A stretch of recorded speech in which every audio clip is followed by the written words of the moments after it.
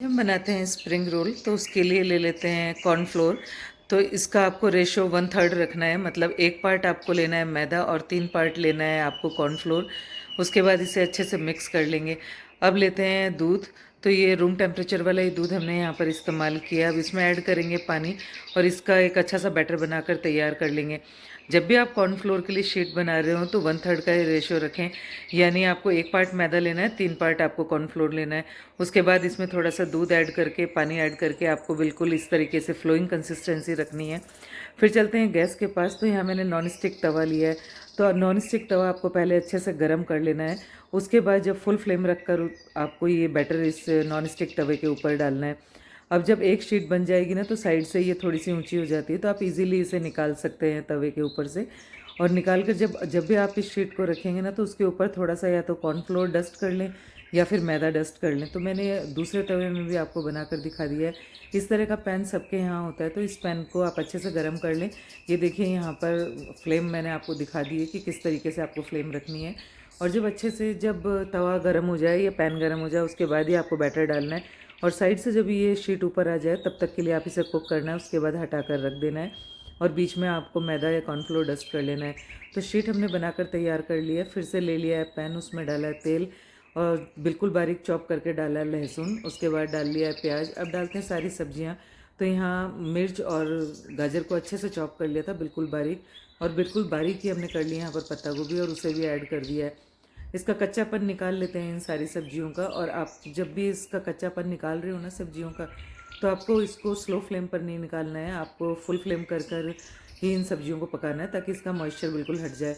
अब आज जो हम स्प्रिंग रोल बना रहे हैं ना वो नूडल्स वाले स्प्रिंग रोल बना रहे हैं। ऊपर से हमने डाल दिए हैं बॉईल किए हुए नूडल्स। तो इसे बताने की शायद मुझे ज़रूरत नहीं थी क्योंकि हम सभी नूडल्स बना रहे होते हैं ना घर में। तो आप नूडल्स को बॉईल कर लें, उसके बाद पानी ड्रेन कर दें, उसे इसमें ऐड कर लें। अब डालते हैं सोया सॉस, विनेगर। अब चिली सॉस इसमें ऐड कर लेते हैं, थोड़ा सा डालते हैं टमाटो केचप। ये जो टेस्ट हम दे रहे हैं ना टोटली हमारे अपने टेस्ट के ऊपर डिपेंड करता है। अगर आपको लगता है सोया सॉस की क्वांटिटी कम है तो आप थोड़ा सा उसे बढ़ा सकते हैं, या चिली से थोड़ा सा करना चाहते हो तो चिली सॉस को बढ़ा सकते हैं। उसके बाद हमने ये सारी सब्जियों को कुक कर कर रख लिया है एक साइड में। अब देखिए मैं आपको दिखा देती हूँ कि जो हमने शीट बनाई थी ना वो कैसी बनकर तैयार हुई है। ऊपर से जो हमने मैदा डस्ट किया था ना वही मैदा यहाँ पर दिख रहा है, पर डोंट वरी, इतना तो मैदे में मैदा हमें डस्ट ही करना पड़ेगा। अब जो हमने सब्जियां कुक कर कर रखी हुई थी और नूडल्स कुक करके रखे होते हैं उन्हें ठंडा हो जाने देते हैं। गरम गरम नूडल्स और सब्जियां हम इसमें ऐड नहीं करने वाले। तो एक शीट ले लेते हैं। अभी नूडल्स और सब्जियां अच्छे से ठंडी हो चुकी हैं, तब हम इसमें बीच में रख देते हैं इन नूडल्स और सब्जियों को। अब यहाँ बना लिए मैंने स्लरी। तो आप मैदा ले लें, उसमें थोड़ा सा पानी डालकर उसकी स्लरी बना लें। तो स्लरी आपको इसी तरीके से बिल्कुल गाढ़ी गाढ़ी बनानी है। स्लरी बेसिकली हम इसीलिए बना रहे हैं ताकि जो हम यहाँ स्प्रिंग रोल बनाएंगे ना उसकी शीट अच्छे से चिपक जाए। नहीं तो होगा ये कि जब भी आप इसे कुक करेंगे तो शीट खुल जाएगी और आप जो स्प्रिंग रोल बना रहे हैं ना बिल्कुल ख़राब हो जाएंगे। तो चारों तरफ मैंने यहाँ पर लगा दिया स्लरी। उसके बाद इसे फोल्ड कर लेते हैं।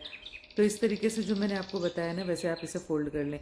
ऐसा इसलिए क्योंकि जो हम स्प्रिंग रोल बना रहे हैं ना वो आपने मार्केट में अगर खाए होंगे तो इसी तरीके से हमें फोल्ड मिलते हैं। और इसके बोथ साइड हमें फोल्ड कर कर अच्छे से टाइटली पैक कर देने हैं ताकि जो हम अंदर नूडल्स डाल रहे हैं ना वो तेल में जब हम इसे पकाएंगे तो बाहर ना निकले। तो एक और शीट हम तैयार कर लेते हैं। तो वहाँ पर मुझे थोड़ी दिक्कत आ रही थी तो मैंने किचन प्लेटफॉर्म पर ही इसे तैयार कर लिया है। तो आप चाहें तो उस तरीके से इसे सील पैक कर लें, नहीं तो इस तरीके से जो मैं आपको बता रही हूँ वैसे शीट को सील पैक कर लें। बहुत ही ईजी है स्प्रिंग रोल बनाना। अगर आपको लगता है कि ये थोड़ा टाइम टेकिंग है तो आप इसे पार्ट वाइज भी तैयार कर सकते हैं, यानी आपने एक बार नूडल्स और सब्जियों को कुक कर लिया, थोड़ी देर के लिए छोड़ दिया, उसी समय में आपने कुछ और काम कर लिया, आप ये भी कर सकते हैं। और शीट बनाने में एक बार हो सकता है आपको थोड़ी प्रॉब्लम आए, जो बिगनर्स होते हैं ना उनको थोड़ी प्रॉब्लम आ सकती है, पर मैंने आपको इसका रेशो बता दिया तो आपको बिल्कुल प्रॉब्लम नहीं आएगी। और जब भी आप इसे कुक कर रहे हो तो फ्लोइंग कंसिस्टेंसी रहनी चाहिए और फ्लेम को आपको फुल रखना है, उसके बाद कुक करना है। तो सारी हमने स्प्रिंग रोल बनाकर तैयार कर लिया है। अब हम इसे दो तरीके से बनाकर तैयार करने वाले हैं, एक एयर फ्रायर में बनाएंगे और एक हम तेल में इसे तलकर बना रहे हैं। तो एयर फ्रायर को पहले आप 5 से 7 मिनट के लिए थोड़ा प्री हीट कर लें, पर प्री हीट करने के बाद आपको इसे बहुत सावधानी से प्लेस करना होगा क्योंकि ये थोड़ा गर्म है।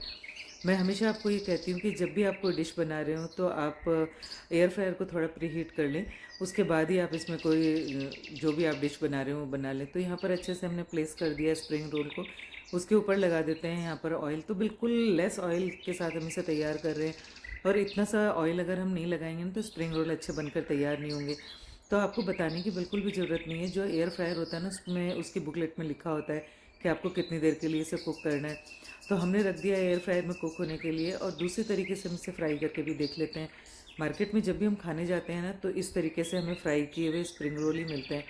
अब आप खुद देख सकते हैं कि आपको किस तरीके से बनाकर तैयार करना है। अगर एयर फ्रायर नहीं है आपके पास, तो आप इसे इस तरीके से तेल में ही फ्राई कर सकते हैं।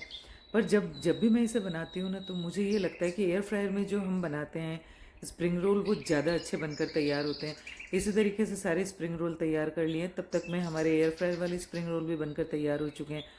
अब इसे निकाल देते हैं एयर फ्रायर से बाहर, और थोड़ा सा हम इसे बिल्कुल सावधानी के साथ निकाल कर देख लेते हैं। देखने में लग रहे हैं ना कितने अच्छे कुक हुए हैं, और यकीन मानिए इतने अच्छे बनकर तैयार होते हैं। मैं तो यही कहती हूँ, अगर मुझे कोई पूछे ना, तो मैं यही कहूँगी कि नहीं, तल कर नहीं, आपको एयर फ्राई कर कर इसे खाना चाहिए।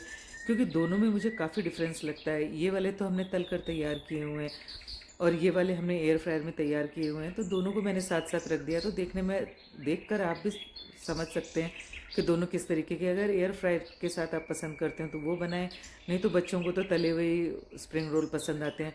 और मार्केट में जो हम खाने जाते हैं ना, वो इतना ज़्यादा भरा हुआ भी हमें नहीं मिलता। बिल्कुल टाइटली हमने खूब सारा इसमें मसाला भरा हुआ है, और ये बहुत टेस्टी बनकर तैयार हुए हैं। तो थोड़ा सा बाइट करके देख लिया, बहुत टेस्टी स्प्रिंग रोल बने हुए हैं। ये वाले एयर फ्रायर में हमने बनाकर तैयार किए हैं, और ये दूसरे वाले जो हैं वो हमने तलकर तैयार किए हुए हैं। चलिए इसका एक बाइट लेकर देख लेते हैं। इतने टेस्टी और इतने अच्छे स्प्रिंग रोल बने। तो आप स्प्रिंग रोल बनाएं एंड एंजॉय।